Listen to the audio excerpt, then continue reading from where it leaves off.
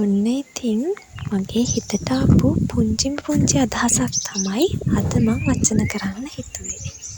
ඉතින් දැන් කාලේ කොල්ලෝ කෙල්ල අතර ප්‍රසිද්ධ මාතෘකාවක් තමයි මේ ආදරේ කියලා කියන්නේ. ඇත්තටම ආදරේ කියන්නේ මොකක්ද? හරියට මේ වචනේ තේරුමවත් දන්නේ නැති මේ පුංචි දඟකාර කොල්ලෝ කෙල්ල ටික මේ ආදරේ කියන වචනේ ඇතුලේ කොහොමද හිර වෙලා ඉන්නේ?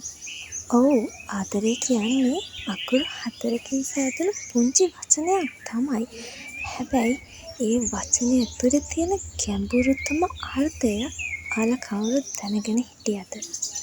ඇත්තම කීවොත් මේ ආදරේ කියන අකුරු 4 විග්‍රහ කරන්න මේ ලෝකයේ වචන මදි.